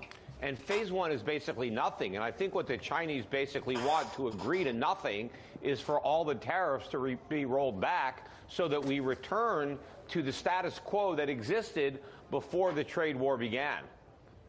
Mm-hmm. Meanwhile, Walgreens now, they've got a boost this week. I don't want fucking lead-based toys and fucking them telling me all this bullshit I don't want. That's radiated food. US corporate history, coming in at around $70 billion. So if this entire deal comes together, how significant could be the terms of flexing the power of private equity here? Well, we're having a lot of private equity deals in the era of cheap money. Even though interest rates have moved up a bit, we have 1.5% Fed funds. We have a inflation rate well in excess of 2% per year, even the way the government measures it. So with all this cheap money around, there's a lot of deals that are being done. But if the Fed were to allow interest rates to rise to a normal level, a lot of these deals would not be done, and I think the economy would be restructuring in a much healthier way. Instead, we're continuing to inflate a bubble, and we're propping up companies That's it right there. Better off going through a bankruptcy. So what would actually be the country should declare bankruptcy, private here? They haven't been private since right now, about fuck 1970. I kind of agree. Fuck China. I'm not involved in this transaction, but I know there's usually a lot of costs that are saved. If you're not a public company, you don't have to do all of the reporting that is required of public companies. But if they're financing the transaction by going deeply into debt, this is something that will ultimately probably be problematic when the Fed loses control of interest rates and interest rates ultimately rise in a severe recession, which is my forecast. So, Peter, we know you love to talk about gold and silver. Gold and silver prices have been pretty steady today, but late last week, the precious metals slumped a little bit to 3-month lows. Over the weekend, we saw more violence in Hong Kong between police and protesters. Do you think that will cause the price to start to move again? Obviously, folks looking for kind of a safe hedge right now. Well, the real driver behind the rise in the price of gold is central banks, not only the Federal Reserve, but central banks around the world. And what happened last week is I think we had some profit taking in gold based on some false optimism of a trade deal, which again is not going to happen. Whatever we get will be won't be anything of a deal. It won't change any of the dynamics between the United States and China. But interest rates also rose rather sharply later last week, particularly on the long end of the curve. And that also caused some selling in gold. But ultimately, I think the reason that interest rates are rising is because inflation pressures are rising in the economy and because there's not enough demand for all of the bonds being sold. All of this is very bullish for gold. And so rather than simply selling bonds, people should be buying gold because they need to get out of the dollar. In fact, they need to get out of fiat currencies in general and seek a real safe haven. And that's gold. And as we kind of full circle here, you keep mentioning about the trade deal, that it really seems to be, the way you're kind of laying it out, political theater more than anything else, that there really is nothing substantial about it. If that is the case, do you think that both sides will attempt to make some kind of announcement looking as if they have won on behalf of their respective sides within the next few months as part of theater? Well, I am sure Donald Trump will make lemonade out of whatever lemons we end up with on this trade deal. I mean, he'll talk about it as if it's a victory, just like he talked about, the USMCA, which was simply NAFTA with a worse name. So he'll claim that this was a great deal, even if absolutely nothing is accomplished. The important thing is that the trade deficits are bigger now than they were when Trump became elected. And the whole purpose of the trade war was so that America would be winning on trade again. Well, we're losing on trade bigger than ever, and so Trump would not have achieved or delivered on that promise, whatever he wants to pretend. Yeah, we can't let facts stand in the way of political theater, though. Peter Schiff of Euro Pacific Capital, thanks for your insight. Yeah, I mean, facts, okay.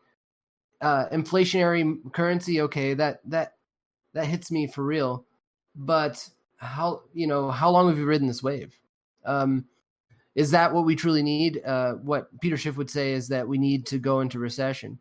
And pre-President Trump, candidate Trump was all about the idea of our country's heading towards a recession and that we have to brace for it. We have to expect it.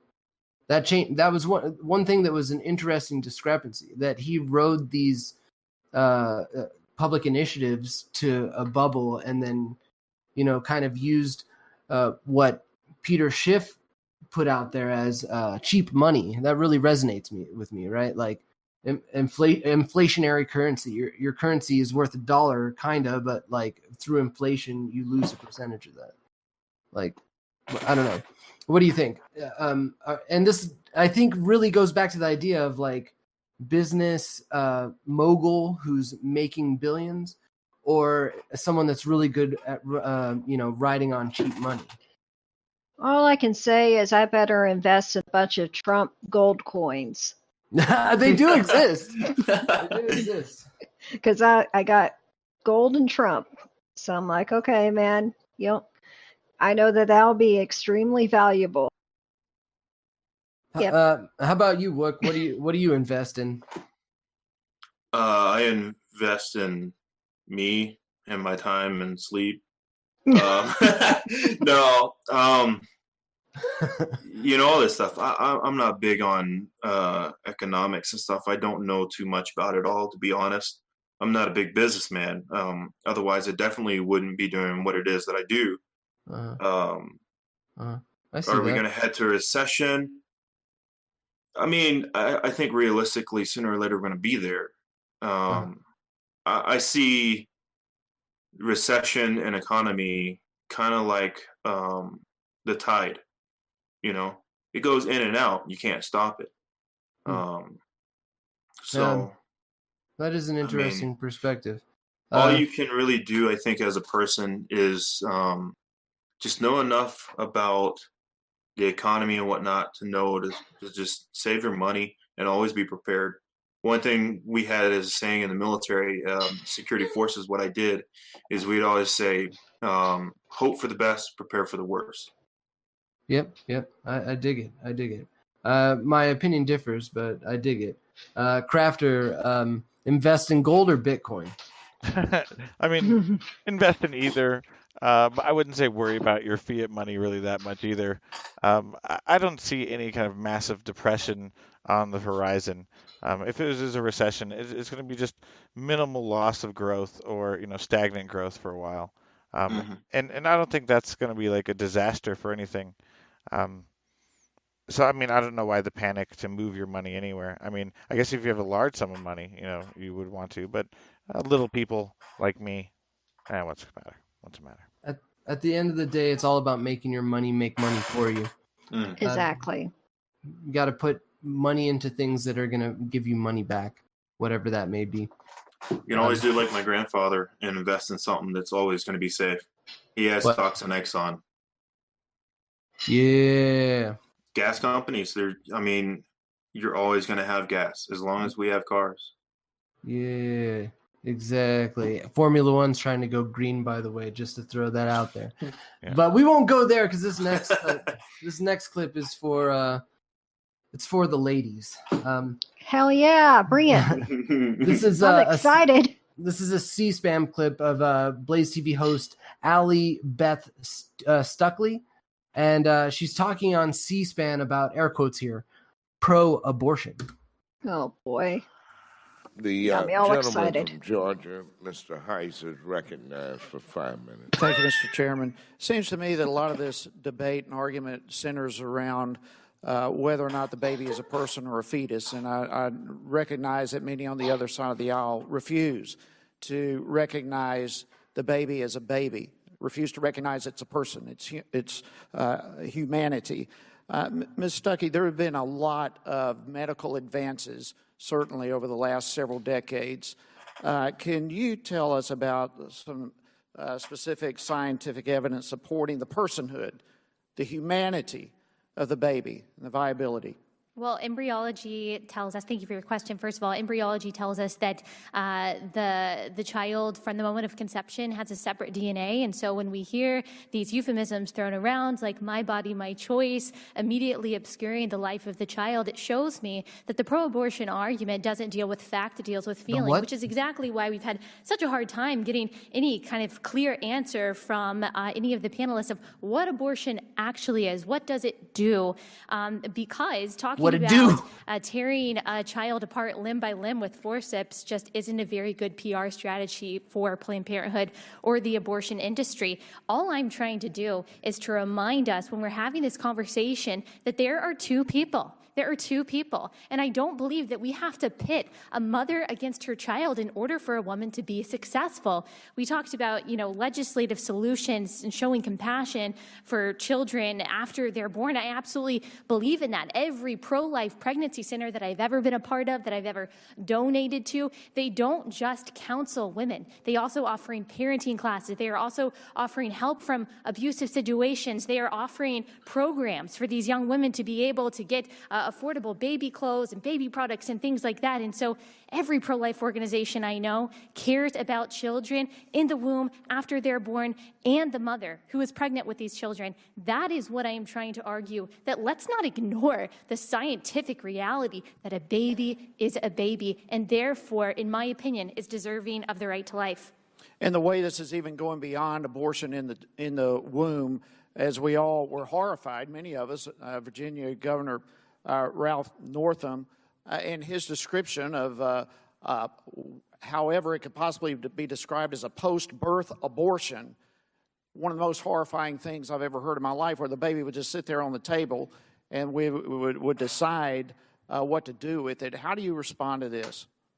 Yes, that's a great point that you bring up. Unfortunately, this has been a reality in other places across the country. We like to act like this is not a thing. The CDC itself says that over a span of 11 years, at least 143 of babies were born alive and then not resuscitated, or born alive and not attended to and cared for. Only 6 states actually require this kind of reporting. So the number of 143 is probably a lot higher than that. So what we see that this is not just a degradation of children inside the womb, it's a degradation of babies in general. It's a degradation of life based on whether or not this child is wanted by the mother. And again, I ask, in what other context, in what other stage of life do we decide that someone gets to die simply because they're not wanted? And not to provoke a slippery slope fallacy, but truly what we've seen from Governor Northam's statements and from other statements that we have heard is that it truly is a slope. There is a logical and a moral slope to this, and it seems like the pro-abortion side is sliding down very quickly. Well, and to that point, and I think it is likewise an excellent point, you brought forth a while ago Planned Parenthood's own study that the majority of women have abortions not because of their own personal health, but because of convenience sake, whether it be a job or whatever it may be. How does those findings from Planned Parenthood itself undermine the narrative, particularly about late-term abortions, that it has something to do with the health of the mother? Yes, and we can have conversations about the health of the mother in those very rare circumstances. But as you mentioned, and as Planned Parenthood has noted, the vast majority of cases are for any reason whatsoever, including just not wanting a child, it not being convenient, wanting to finish school. And if the pro-abortion side were honest, they are completely fine with that. They are completely open to the normalization. There are organizations now that exist to normalize abortion, to destigmatize abortion. That means that they believe abortion to be not only normal, but good. Actually, we heard the doctor say that she believes that abortion is good. And so if you believe that abortion is morally good, of course you don't think it should be limited to the life of the mother or any of those very rare circumstances. It is all 9 months, on demand, without apology. That is the new motto of the pro-abortion side. And the fact is the baby is a person. And for that reason, how could it be moral to kill it? I don't know what else it is if it's not a person. Thank you. I yield back. Boom. Who wants this one? Wookie, what say you? Abortion is evil. It is murder. And if you claim to say that you love people and that you're inclusive and you're willing to kill a baby in the womb. Or out of the womb, because I hear that's a thing now. Ugh. I mean, I have no words to describe it. This is why when at work, I won't talk about this. Yeah, it's. I have. I hate to say the word so strongly, but I can't stand anyone that is okay with abortion. It is pure, blank murder of innocent life that hasn't had a chance to do anything yet. So, if we give someone a chance, at what point is their life not worth it anymore?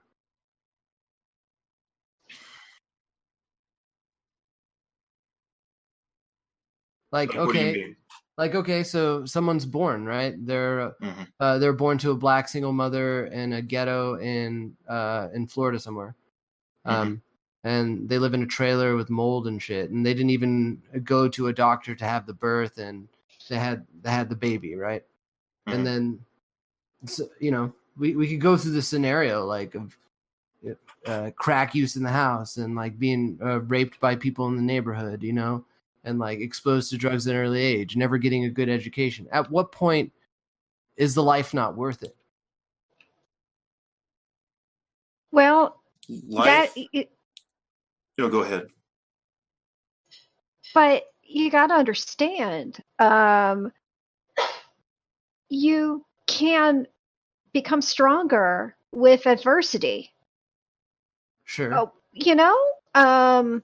My mother, my sister was born mentally and physically retarded. Yeah, I mean, we've heard that story before, and I think all of us here can relate in some sort of personal level of right. like overcoming strife in our lives, but we don't live in areas where, no one here, no matter what you fucking say to me, Crafter, no one here has been exposed to a culture that puts you in a place where you have less of a chance than other people.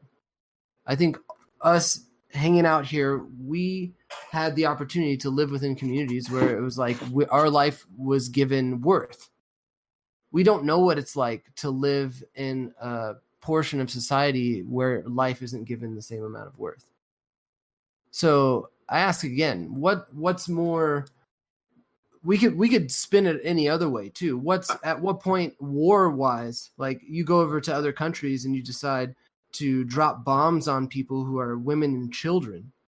At what point does that not have value? At what point did we decide that doesn't have value?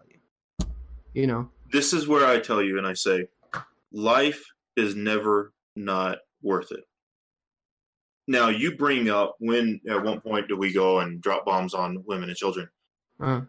That lets me know that you know nothing about the military.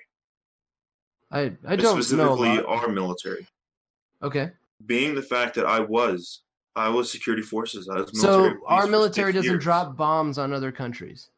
We do drop bombs on other countries. Okay, so what are you trying to say?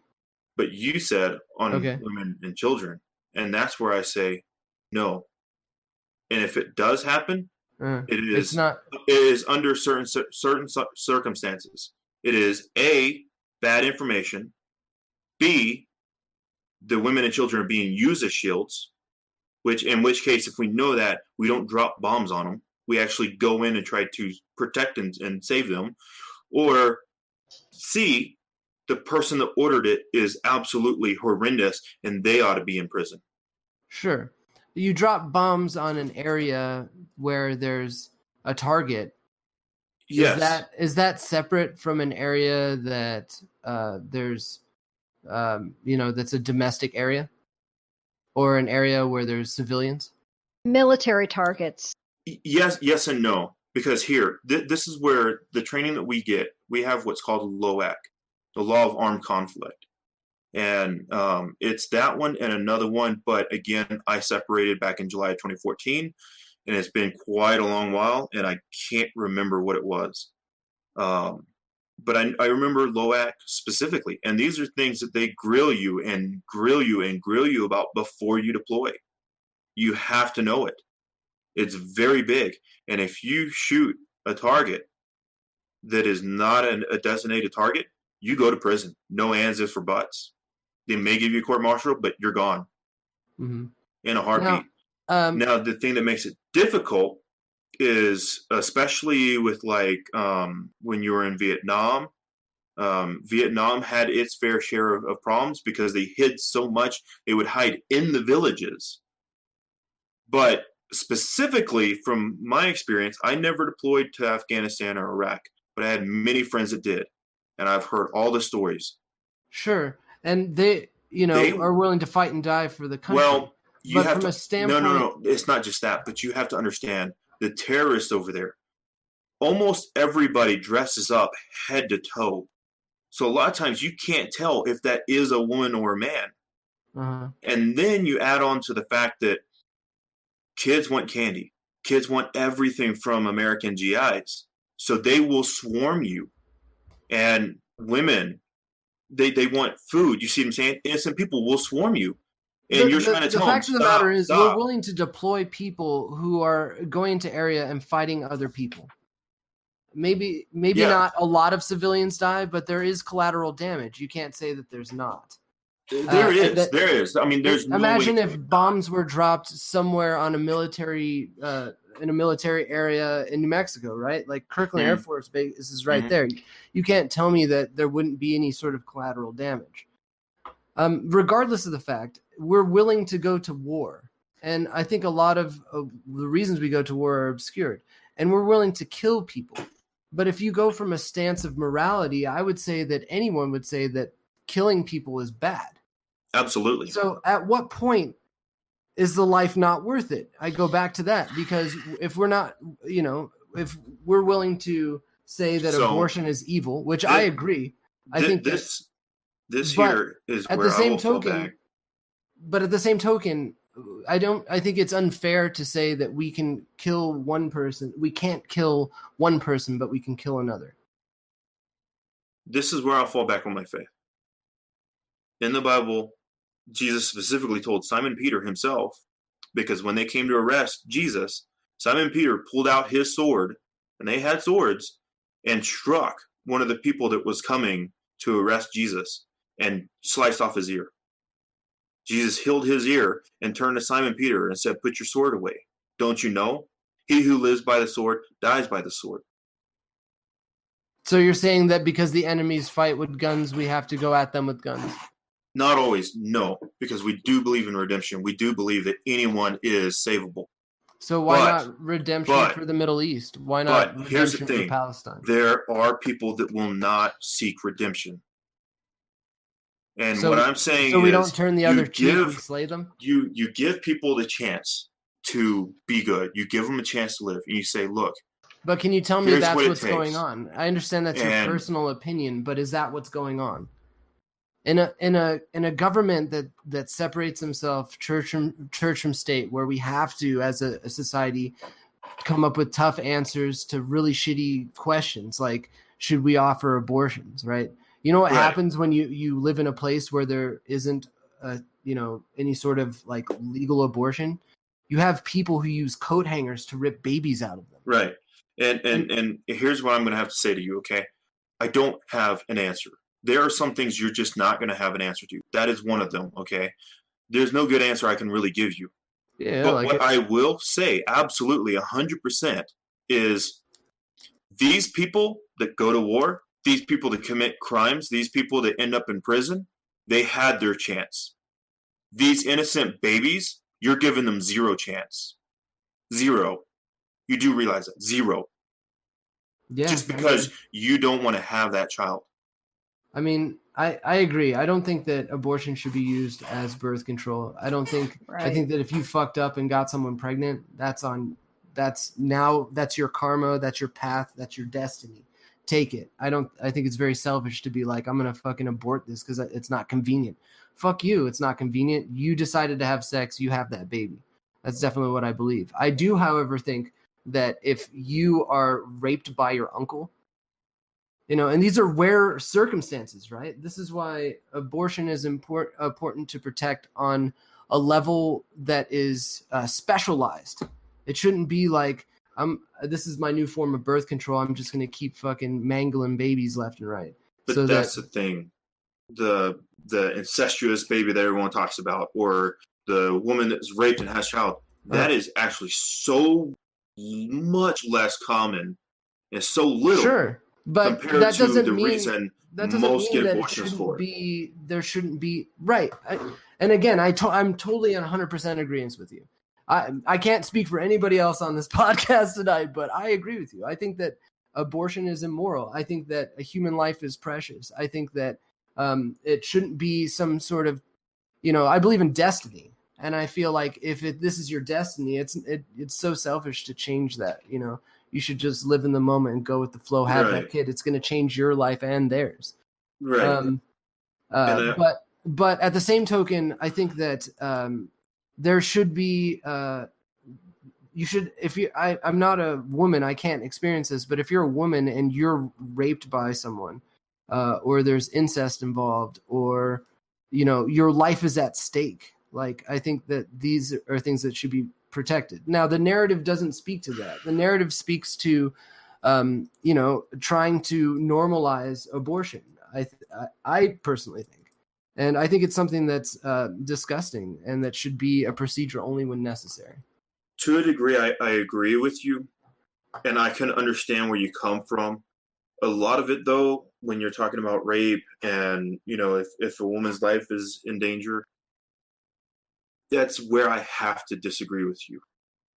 And the only reason why, and I've told other people this before, and I know no one's going to agree with me, but who are you to say who lives and who dies? Are you God?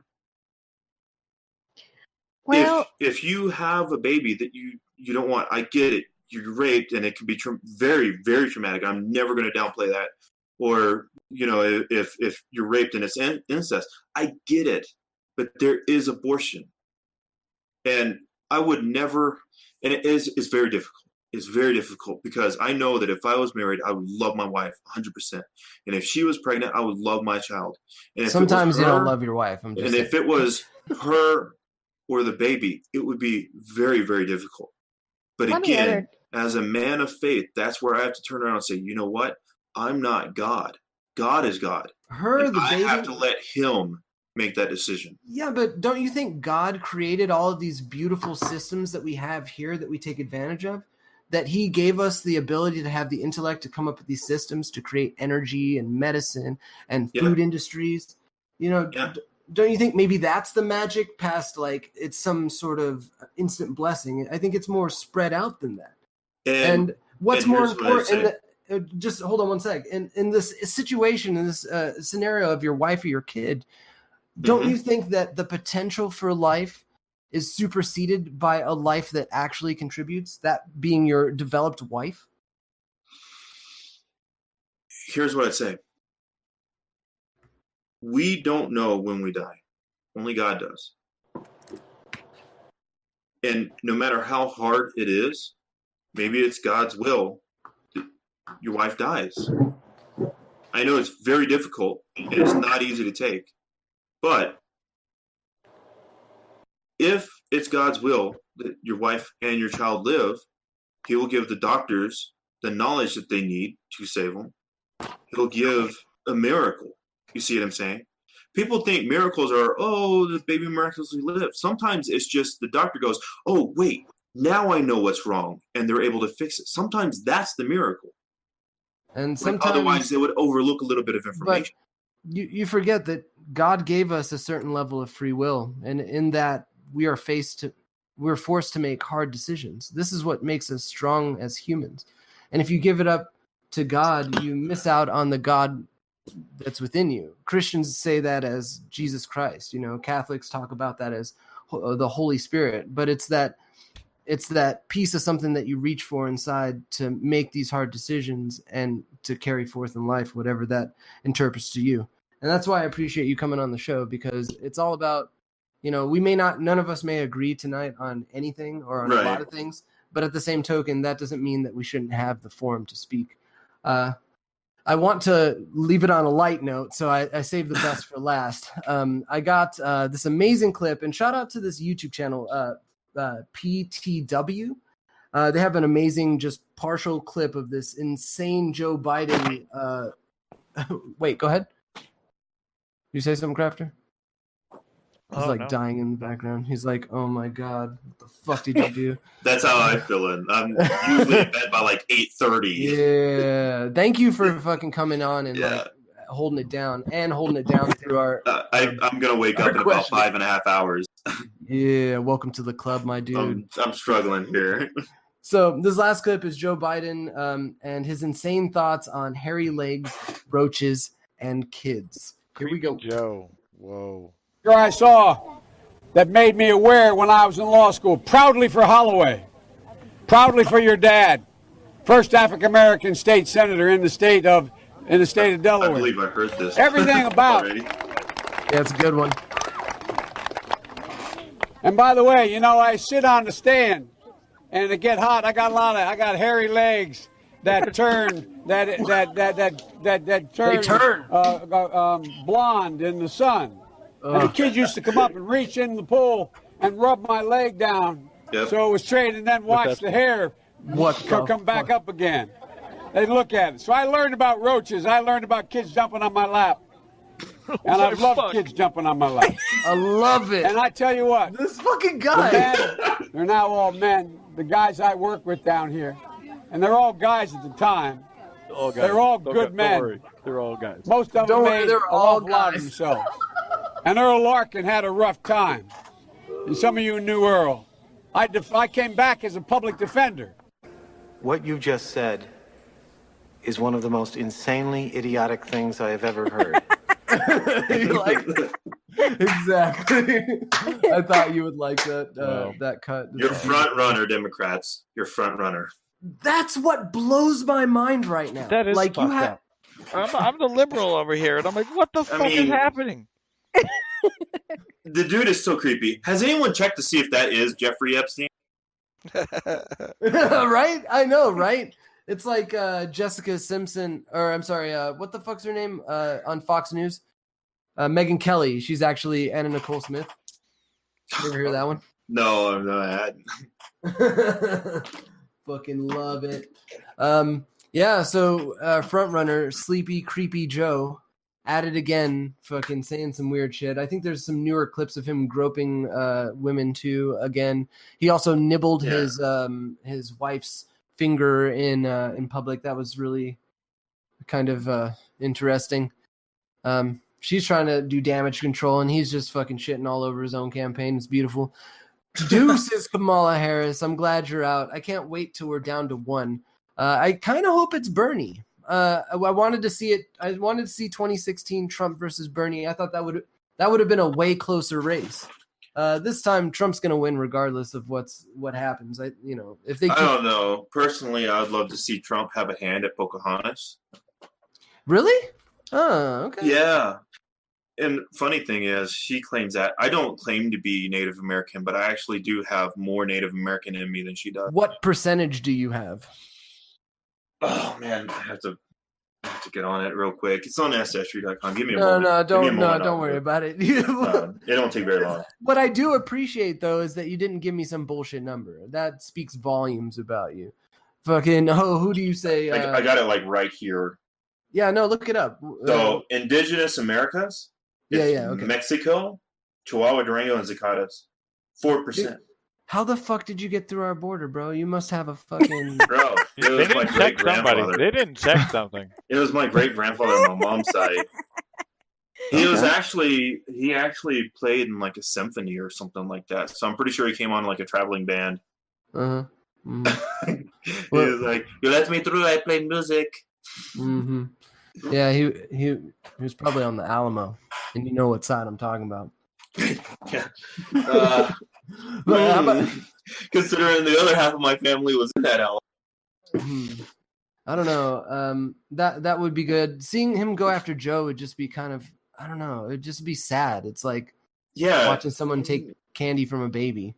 What? How about you, Ho? Who's your favorite matchup for 2020? I don't really have a favorite, but I think Pocahontas and Spartacus would be funny. Yeah. So, wait, who's Spartacus? Spartacus Booker. Yeah. Cory Booker is Spartacus. Yeah. Oh my god. It was back during either the Steeler report or one of the other reports when they were investigating him for the Russia hoax. And he said, "I'm not even gonna lie, this is my Spartacus moment," and that's how he got the name.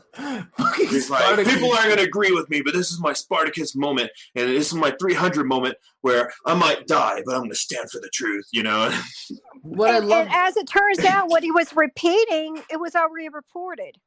Yeah. So it was just freaking idiot, is what he is.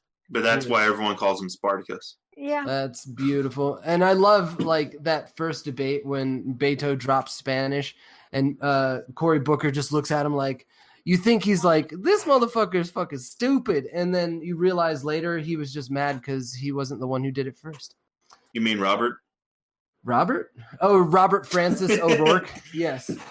Dude, I was in Texas. I was in Austin when those signs were all over the fucking place for Beto, And people that I would talk to around there, they're like, he's for the, Hispanic community. No, he's fucking using you guys. You guys got duped. This guy's a fucking con. Hell yeah, we're going to take your AR-15. How the fuck are you going to say that to an American, man? You're fucked up. The only thing I have to say, I don't even own a gun, but I would absolutely go out and buy a gun and then tell him that he can have it when he comes to get it from me personally. Right? You just buy a gun so Beto can come take it from you? I love it. Yeah. I'd answer with a bullet. I don't know, man. It'd be hard for me to pull the trigger on anybody unless I'm truly threatened. I don't think I would feel threatened by Beto O'Rourke. Like, at all. Hell yeah, we'll take your guns. What is up with his arms? Yeah. when he. See, interesting thing is they're actually filled with helium, and he forgets to tie them down, so that's why they're always all over the place. He's like one of those weird, wacky, inflatable. Yeah. Right? Yeah, exactly. Fucking man, crazy. All the shit's going on right now. China, or Hong Kong's still off the hook. The crazy thing is Trump is like jumping in there and being like, "Hey, we're gonna keep doing trade deals with Hong Kong." And by the way, China, y'all are fucked up. You guys had a deal. There's just these little things that Trump does that I like. I don't completely hate Trump, but I think that in the long run, we need to sit down as Americans and really hash out what compromise we can come to. I don't think it's necessarily Trump's fault on the division, but there's a lot of division going on in the United States. No matter what side of the aisle on, you always got to respect someone's opinion. You always got to fucking give each other space, because if we come together and give each other that kind of space and dignity, then we'll be able to actually hash out problems. Yeah, remember the 80s? Remember the 90s when you could have a difference of opinion? You know what I miss? I miss those days. Yeah, what do you miss? And I miss it, and I think we ought to go back to it. I think that what we need to go back to is when you have a difference in opinion, you get an argument, then instead of all this argument and fighting, you just have a dance battle. Bruh. Hell yeah. I knew it, dude. Yes, exactly. Well, I was thinking more like Michael Jackson, Beat It. Okay. That's interesting. I'm probably a lot older than y'all, apparently, I guess. No, I think you're probably the youngest one here, honestly. Were you into musicals? You're talking West Side Story, right? Oh, yeah. Oh, my God. Fucking, I got to give a shout out to Israel. You guys are amazing. Especially fucking all the attacks going on in Palestine and fucking not being Hezbollah involvement. It was actually other rebels, interestingly enough. Trump on Baghdadi. What do you think about that? That's some cool shit. He killed Baghdadi. I thought it was great. Weird. We just need a Call of Duty game about it now. Shut the fuck up. I totally agree with you on that. Palestine, straight Palestine. Fucking Egypt is bisexual. I think Syria up in there somewhere is they're probably an attack helicopter. Also, Alex Jones, you ever want to come on our show, man? See, we'd love to hear your opinion. It'd be really cool. Atrazine in the water turned the freaking frogs gay. Epstein didn't kill himself, and the gay is real. I want to give a shout out to Wookie Ninja. I know I trolled you at the beginning of the show. But for real, dude, thank you for coming on the show. Why don't you tell the audience a little bit about what you do and where they can find you? Yeah, so I was actually about to ask if I could do a very shameful plug here. So you can find me on Twitch, Wookie Ninja 87, Wookie Ninja 87, all one word put together. Got my nice little Wookiee insignia picture thing there. I do streams, and what I mostly stream is one player game playthroughs. Right now I'm playing through Resident Evil 2 the remake for the umpteenth time, I feel. Anyways, still a great game, still surprises me at times. But I play others. I have YouTube as well, which is the same handle you can find me by. And I've tried to get into Twitter. I'm very popular and high in demand, so if you want to check me out, jump on that ball. We'll put links in the description super of all our popular. Videos. I think Twitch is the only people that watch my streams. He's got more views than us, so he's got 3. I'm asking. So, big ballin'. And as always, you could thank you for joining us as well, Powerful Ho. My pleasure. I super appreciate you coming on. Find her at fapnow.xyz. And if you want to come around and play some Doom, definitely hit her up. I'm asking Crafter sometimes too. You do? What? Sorry. What? Oh, okay. That was a muted fuck. Exactly. So Crafter, do you really? No. No. I haven't seen a picture yet, but I'm open to options. Fuck, dude. And we are verbose.xyz. Holding it down for you every week. 43rd episode. Please hit us up next week. And if you are sticking around for the first time, subscribe and all of that shit. Follow us, whatever the fuck. We love all you motherfuckers out there. We're glad you're around. Also, hit up our website. Again, the links to everything there. Join us on the Discord, blah, blah, blah. Merch to come. And yeah, appreciate you motherfuckers coming by. The gay is motherfucking real, y'all.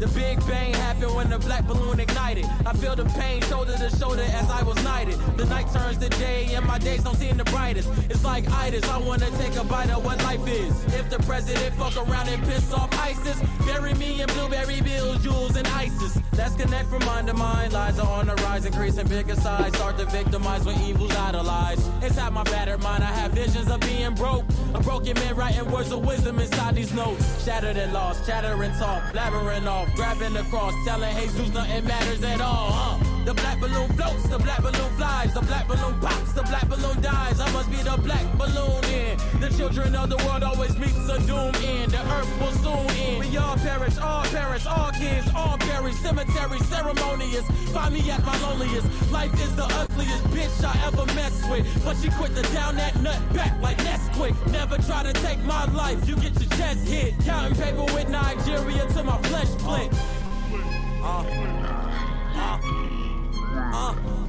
We all cry. The day the black balloon explode, we all die. Nobody couldn't handle the truth, we all lie. Then wait to see the real explode. Till then I kick that funky shit until my casket close. We all cry. The day the black balloon explode, we all